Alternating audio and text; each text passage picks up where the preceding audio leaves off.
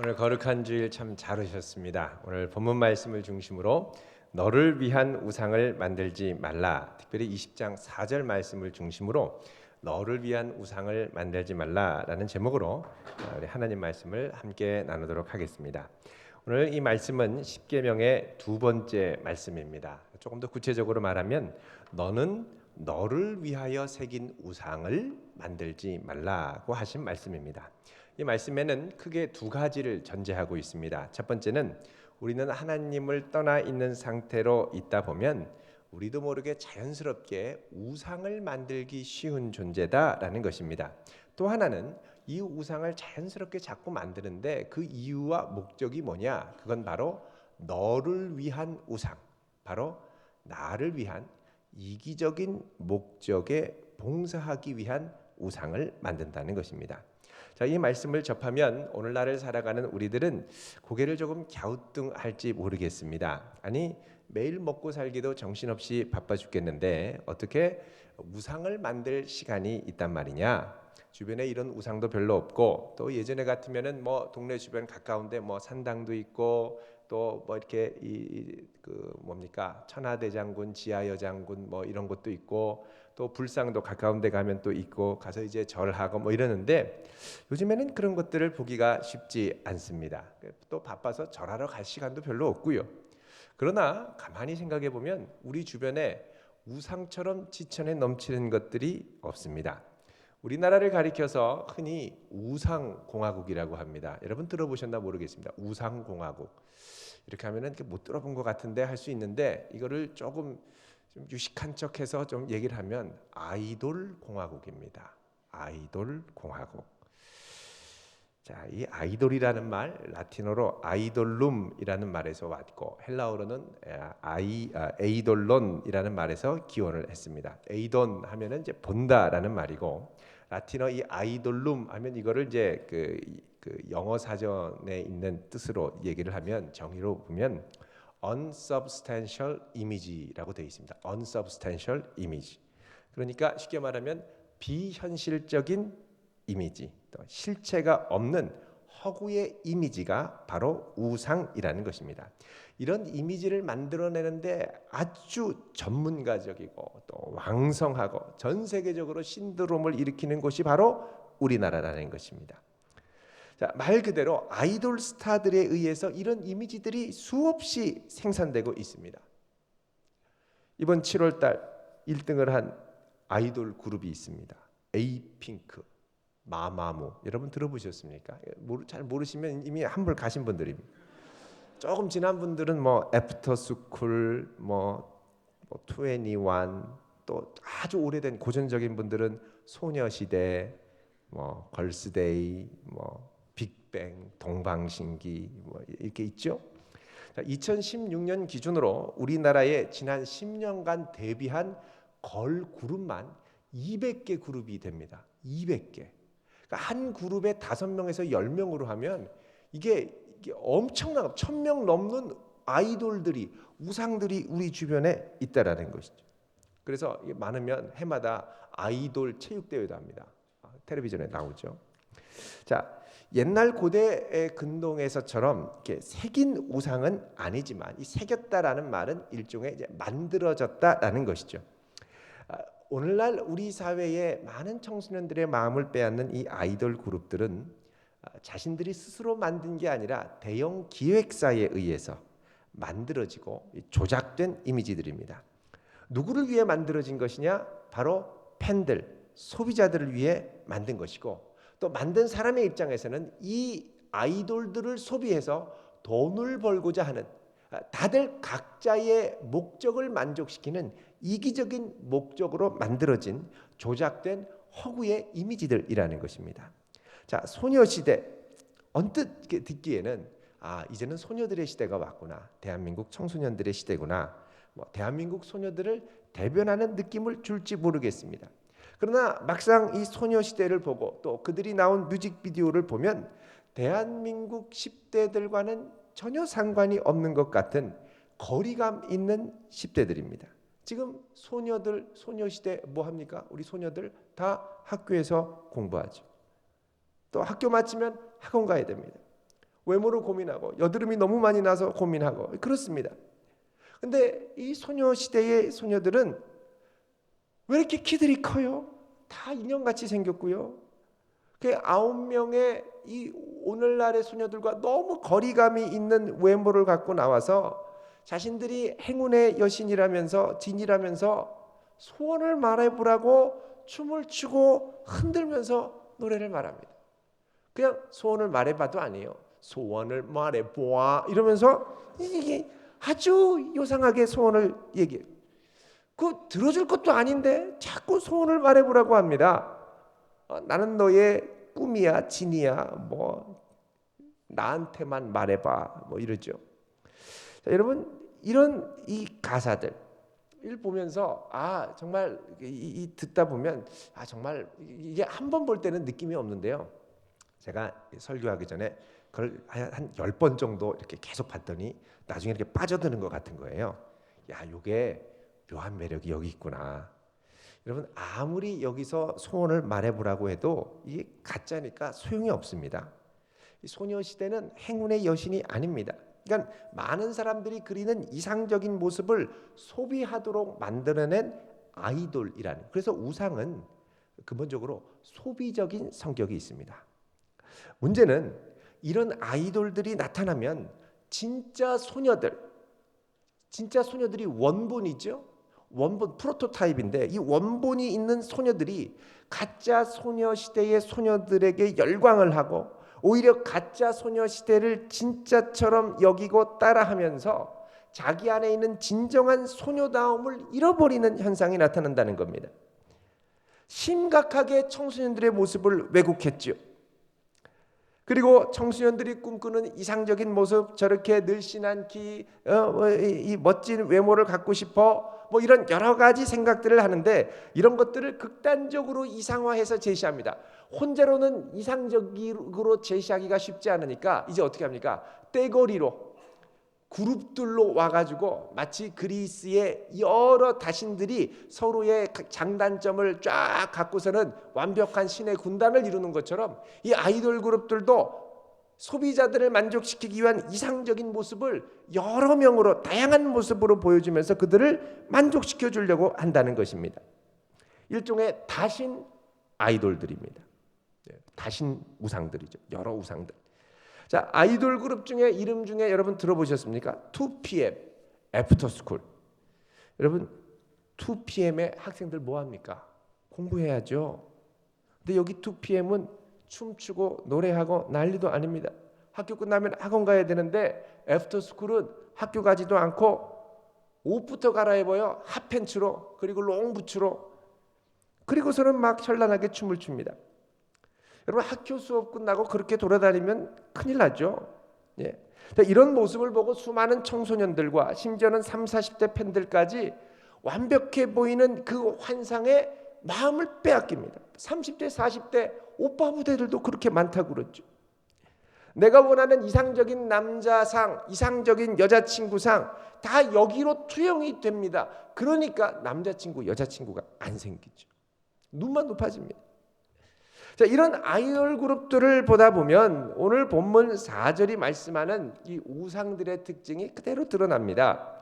먼저 이 아이돌들은 우리의 욕망을 자꾸 자극해서 아이돌들을 요구하도록, 그러니까 우리의 욕망들이 아이돌들을 요구하고 그 요구하는 대중의 욕구를 갖고 대형 기획사들이 끊임없이 이 아이돌들의 욕구를, 이 대중들이 갖고 있는 욕구를 충족시키기 위해서 계속해서 생산해냅니다. 공장에서 찍어내듯이 이번에는 이런 특징으로 사람들을 열광하게 하고, 사람들이 열광하다가 그 열기가 식고 아니면 이제는 이런 컨셉은 지나가는 모양이다, 또 다른 분위기로 만들자, 그렇게 해서 해마다 10개, 20개씩 찍어내다 보니까 걸그룹만 200개가 넘도록 나왔다는 것입니다. 여러분 우상의 목적은 이기적입니다. 이걸 통해 내가 우상과 예를 들면 인격적인 교제를 갖고 헌신하고 이런 거 없습니다. 나의 욕구와 나의 환상을 만족시켜주는 역할에 그친다는 겁니다. 이거를 충실하게 감당하지 못하면 철저하게 외면되는 것이 바로 우상이라는 것입니다. 자, 우리 4절 말씀 다시 한번 읽어보겠습니다. 시작. 너를 위하여 새긴 우상을 만들지 말고 또 위로 있는 하늘에 있는 것이나 아래로 땅에 있는 것이나 땅 아래 풀 속에 있는 것에 어떤 형상도 만들지 말며. 자, 이 우상 너의 개인을 위하여 새긴 우상인데, 자, 이 우상을 히브리어로 페셀이라고 그런다. 페셀. 이 페셀이라는 말은 우리 성경에는 새긴 우상 이렇게 돼 있습니다. 새긴 우상. 근데 원문은 단순히 페셀, 그냥 우상이라고만 되어 있습니다. 근데 이 앞에 왜 새긴이라는 형용사가 붙어 있느냐? 그 당시에 우상 대부분이 나무나 돌 같은 거를 깎아서 만든 조각품이었기 때문에 이 새긴 우상이라고 되어 있습니다. 그런데 이제 여기에 한 가지 형용사가 더 설명적으로 덧붙일 필요가 있는데, 그건 뭐냐면 부어 만든이라는 형용사입니다. 부어 만들었다라는 건 금송아지와 같은 주물로 된 우상을 만들 때 부어 만들게 되지요.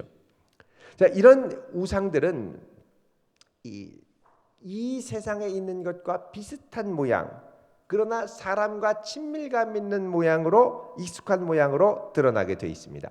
이 우상할 때 우는 짝우 아니면 인형 우자입니다.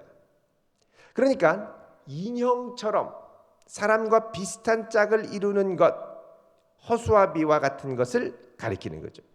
자, 고대 근동에서는 이런 우상들을 많이 만들고 여기에 절하는 문화가 아주 만연했습니다.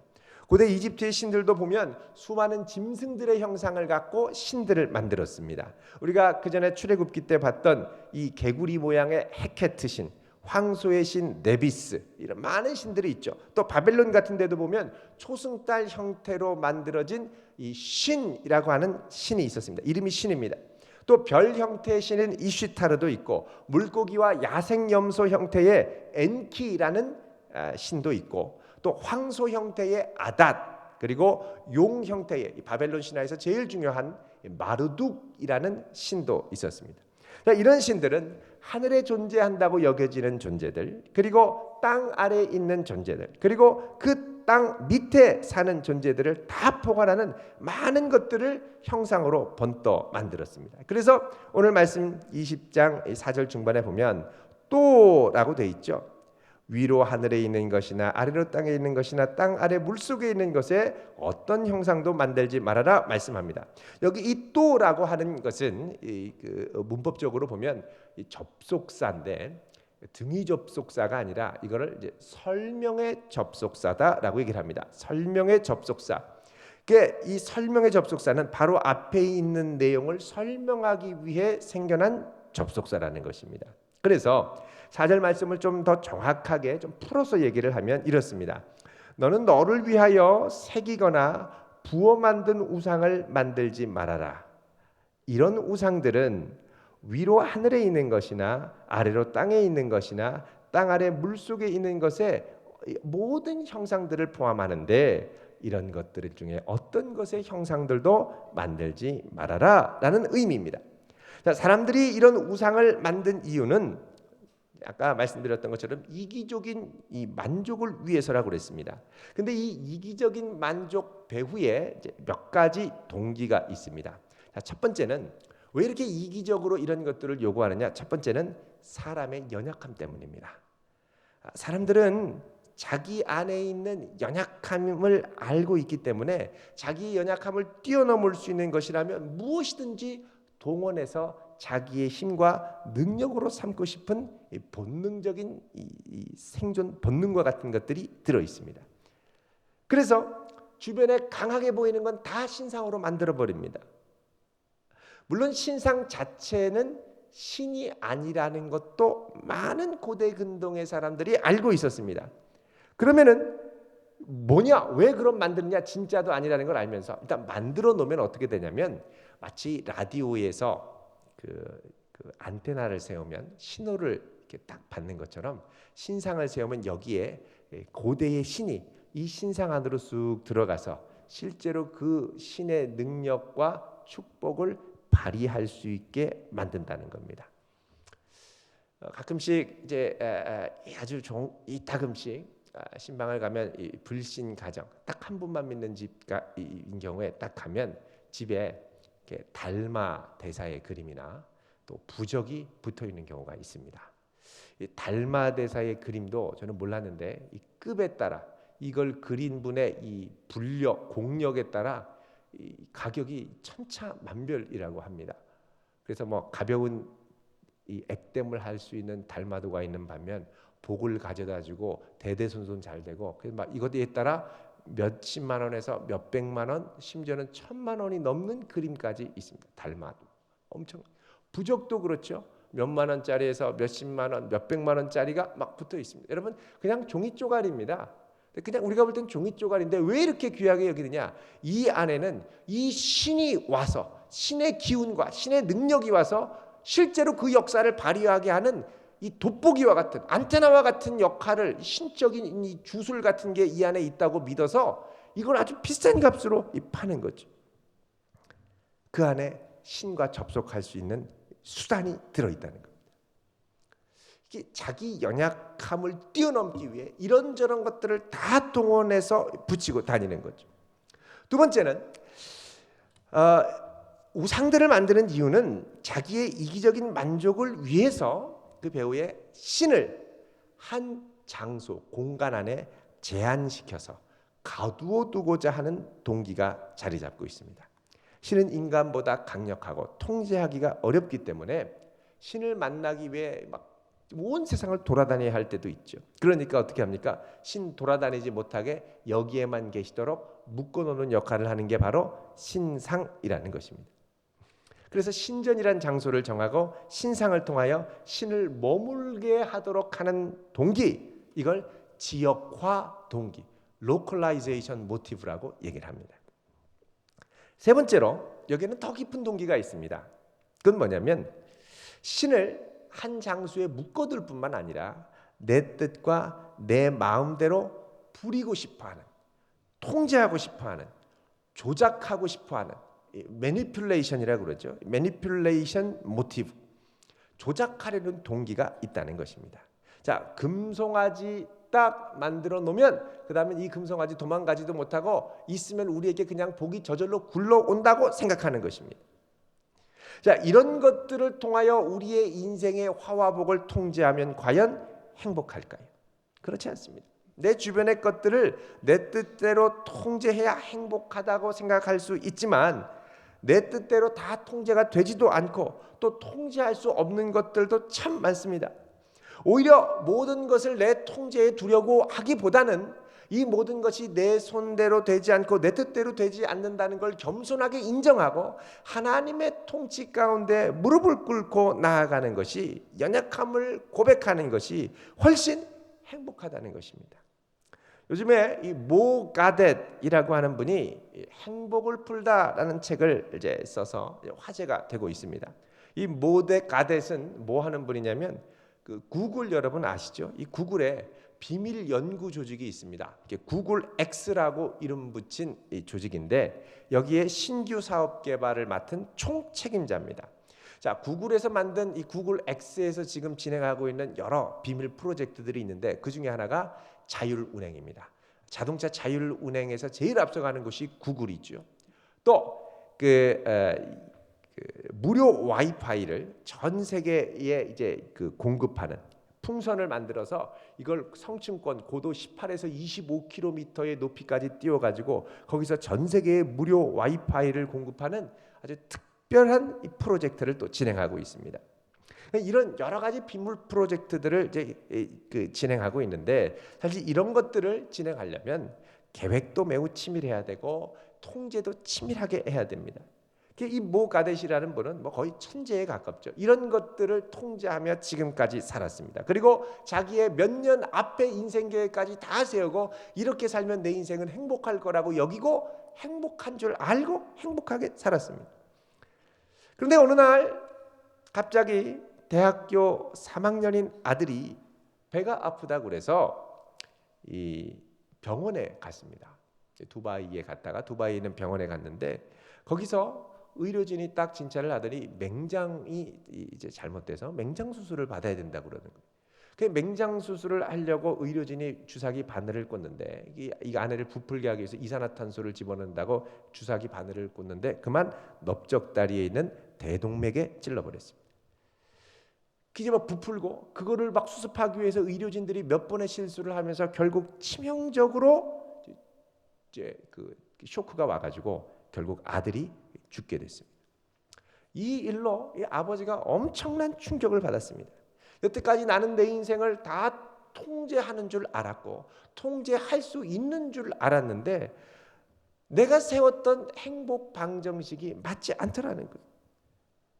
그래서 이분이 다시 고민을 하다가 아들이 죽은 후에 고민을 하면서 정말 인생의 행복이란 뭘까를 고민하면서 이 책을 쓰면서 인생에서 버려야 될 환상들, 잘못된 환상들의 요소들을 6가지로 지적을 하는데 그중에 우리가 버려야 할 제일 큰 환상 뭘로 얘기하냐면 통제로 얘기를 합니다. 컨트롤. 내 마음대로 통제할 수 있다는 건 환상이고 하려고 할수록 불행하다라는 걸 깨달았다는 것입니다. 그러면 신의 축복, 하나님의 축복도 내 마음대로 조정할 수 있을까요? 여러분 사실 좀 아이러니합니다. 돈 많이 주고 부족 사면 축복이 임하는 걸까요? 그게 아니라는 거예요. 자, 오늘 본문 말씀에 하나님께서 어떤 우상이나 어떤 것의 형상도 만들지 말라라고 말씀하신 이유가 무엇입니까? 그것은 하나님은 우리 마음대로 길들일 수 있는 분도 아니고 규정될 수 있는 분도 아니기 때문에 그렇습니다.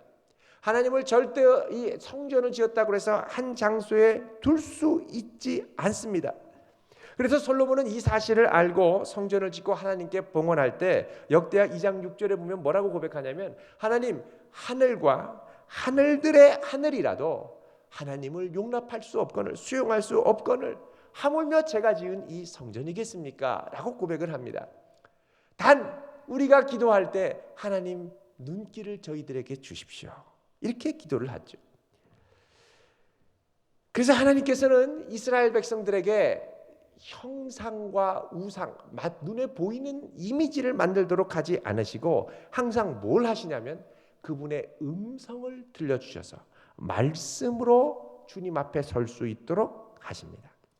자, 신명기 4장 12절을 우리가 보겠습니다. 신명기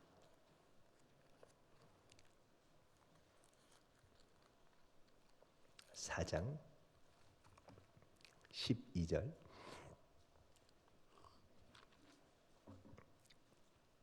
자, 우리 같이 읽습니다. 266쪽입니다.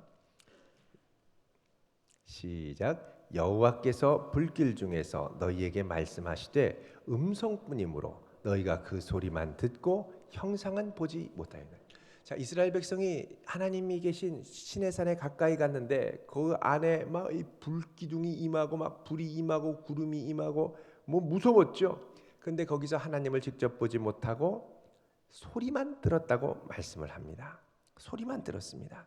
그리고 그 소리를 듣는 가운데 하나님이 뭘 주셨느냐? 10계명을 주셨습니다.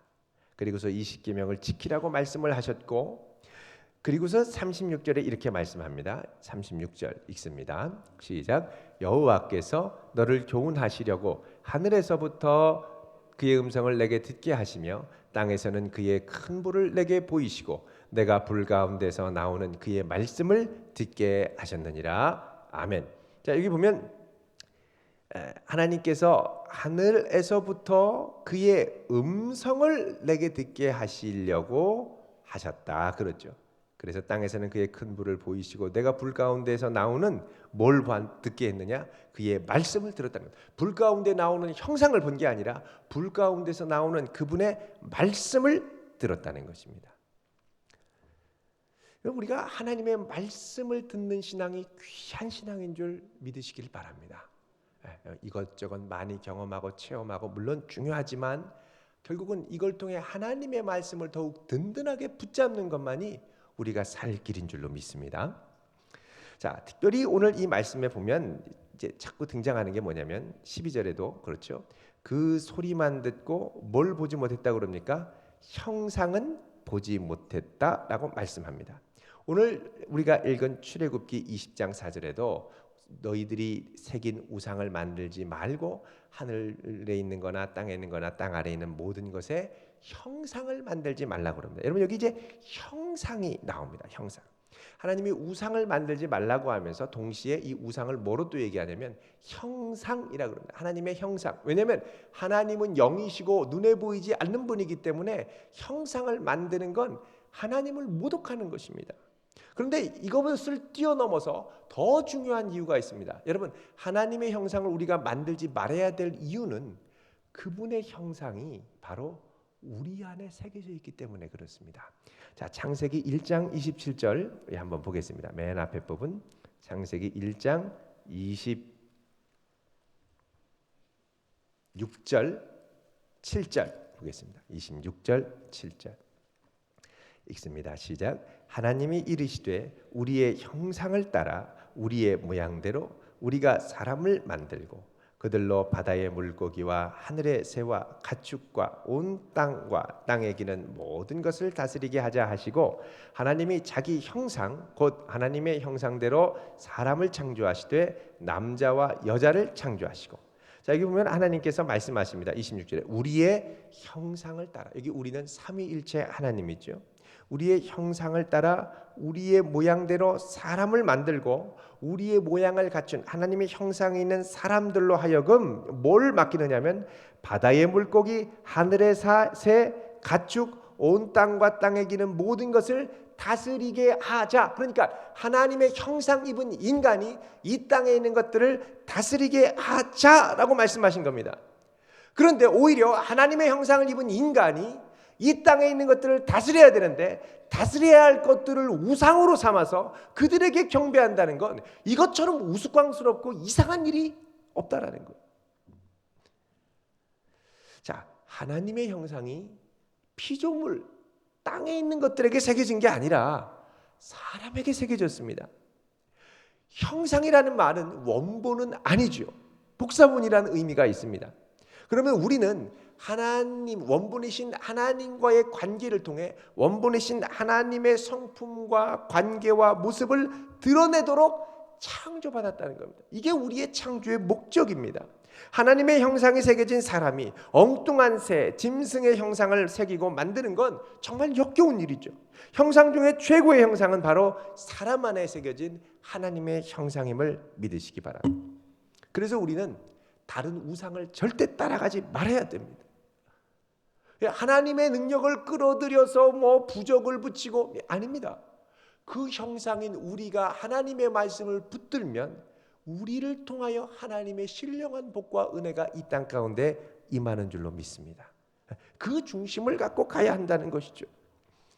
그래서 하나님 말씀에 순종하며 나아가다 보면 그 말씀이 우리 삶 속에 이루어지고 하나님의 영광이 드러나게 되어 있습니다.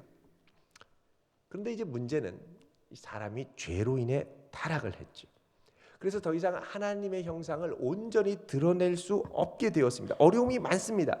그래서 하나님께서는 우리가 엉뚱한 형상을 만들고 따라가지 말고 하나님의 형상이 우리에게 온전하게 능력 있게 드러나도록 하나님의 완벽하신 형상이신 그 아들 예수 그리스도를 우리 가운데 보내셨습니다. 골로새서 1장 15절에 보면 이렇게 말씀합니다. 그는 보이지 아니하는 하나님의 형상이요. 보이지 아니하는 하나님의 형상이 바로 그리스도라는 겁니다. 우리가 믿음으로 이 예수 그리스도를 인생의 구세주로 믿고 받아들이면 이제 우리 안에 그리스도께서 성령으로 함께 거하시면서 이제는 내가 사는 게 아니라 오직 내 안에 그리스도께서 사시면서 나를 위하여 자기 자신을 버리신 하나님의 아들을 믿는 믿음 안에 살도록 인도하십니다. 그리고 이걸 통하여 우리 안에 있는 우상을 이겨낼 수 있게 되었죠. 여러분 참 신기합니다. 우리는요 우리 안에 있는 형상을 담게 되어 있습니다. 우리 안에 있는 것이 형상으로 드러나고 그 형상을 우상으로 믿고 쫓으면 그 우상을 닮아가게 되어 있습니다. 자, 우리가 아이돌 그룹을 우상으로 삼으면 우리도 모르게 아이돌 그룹처럼 바뀌어 갑니다. 외모는 바뀌지 않을 수 있지만 그래도 화장도 하고 옷도 그렇게 입고 가발도 하고 흥얼거리고 또 뭐 노래도 부르고 또 하다못해 말하는 것도 아이돌 가수처럼 말하고 또 자세도 괜히 사진 찍자 그러면 딱 이러고 또 이상한 포즈 취하고 자기도 모르게 아이돌 그룹을 닮아가게 된다는 겁니다. 걸그룹을 좋아하다 보면 걸그룹이 있는 것처럼 입고 걸그룹이 화장하는 것처럼 화장하고 말투도 예쁘고 귀엽게 하고 이렇게 됩니다. 그러니까 우리가 우상을 사랑하고 섬기면 중요한 건 우리가 그 우상을 닮아간다는 겁니다. 그래서 시편 115편 4절 이하는 아주 중요한 말씀을 합니다. 우리 한번 보겠습니다. 시편 115편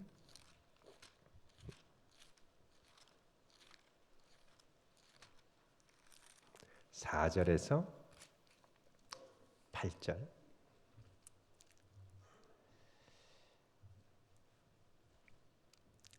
읽어보겠습니다. 시작. 그들의 우상들은 은과 금이요 사람이 손으로 만든 것이라. 입이 있어도 말하지 못하며 눈이 있어도 보지 못하며 귀가 있어도 듣지 못하며 코가 있어도 냄새 맡지 못하며 손이 있어도 만지지 못하며 발이 있어도 걷지 못하며 목구멍이 있어도 못하느니라.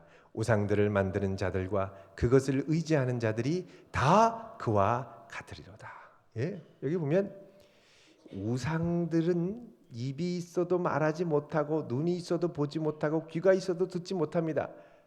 근데 8절에 우상을 만드는 사람들은 그리고 그걸 의지하는 사람들은 다 그 우상과 같으리로다. 우상을 닮아가는데 그래서 우상을 닮으면 어떻게 되느냐? 하나님의 말씀이 들리지도 않고 보이지도 않고 눈이 있어도 보지도 못합니다. 그러니까 우상을 닮으면 우리의 귀와 코와 이 모든 것들이 영적인 감각들이 마비되게 된다는 것입니다. 이것으로부터 사실 출발하는 게 이사야입니다. 우리가 이제 이번 주 수요일에 이사야 6장을 봅니다만 이사야 6장에 아주 중요한 모티브가 나옵니다. 여러분 한번 보시겠습니다. 이사야, 요즘 수요일에 이사야 강해를 하고 있는데요. 이사야 6장 보십시오. 9절.